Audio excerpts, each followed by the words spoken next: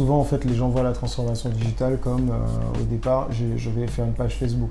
On entend effectivement des structures qui disent, voilà, oui, on sait, la transformation digitale, c'est important. D'ailleurs, on a pris un stagiaire qui va s'en occuper. On ne prendrait pas un stagiaire pour s'occuper forcément de la structuration de la comptabilité. AI Consulting, c'est un cabinet de conseil. C'est parti d'un constat assez simple. Aujourd'hui, on a un fort besoin d'accompagnement en fait, sur tout ce qui est lié finalement à la transformation digitale.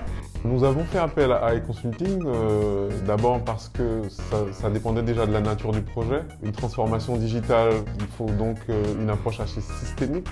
On a jugé qu'on ne pouvait pas se passer de l'assistance d'un cabinet de consultants pour réaliser ce projet. Le digital, il vient vraiment en support d'une stratégie qu'on met en place. Avant tout, on se concentre sur l'amélioration des performances de l'organisation. Souvent, on utilise des outils digitaux, mais ça peut être simplement de la montée en compétences des hommes, ça peut être juste une réorganisation ou leur offrir effectivement peut-être des nouvelles opportunités business. Avant, nous étions plus dans le vivre heureux, c'est vivre caché. Et nous nous sommes rendus compte qu'il fallait que notre société puisse rayonner et qu'il y avait un besoin de faire évoluer cette société, surtout au niveau digital. Et la phase de développement va commencer et durera quelques mois en fonction de ce que nous choisirons, les axes que nous choisirons de développer au mieux pour nous permettre d'avancer et pour nous permettre de faire évoluer notre société. On est parti du postulat que toute transformation nécessitait, et c'est aussi le parti pris qu'on a aujourd'hui, l'implication en fait, des hommes de l'entreprise. Nous avons commencé l'accompagnement avec la société AI Consulting en juillet. Aujourd'hui, nous sommes à la phase résultat et au suivi dont nous avons besoin. Et nous allons maintenant mettre en application ce qu'ils nous conseilleront. Donc nous, quand on intervient, on peut également placer en fait, du monde un peu en régie en fait, chez nos clients, de façon à ce qu'on puisse justement travailler avec eux en étant en interne dans l'entreprise. Cet accompagnement a duré 18 mois. Il n'est pas terminé puisqu'on est sur des phases de finalisation et aussi de perfectionnement, je pense.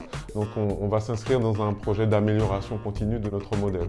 Les entreprises ultramarines sont différentes des entreprises, je dirais, plus nationales. On est sur des marchés qui sont quand même très spécifiques. L'insularité, notre positionnement géographique font que l'impact sur le marché n'est pas le même. On apporte toute la rigueur et tous les conseils qu'on peut avoir dans un cabinet traditionnel, mais on arrive effectivement aussi avec une connaissance assez fine du marché pour pouvoir justement répondre aux problématiques locales, notamment d'ailleurs quand on accompagne les hommes, et on en tient compte nous parce qu'on est natif et on a effectivement une certaine expérience sur le marché.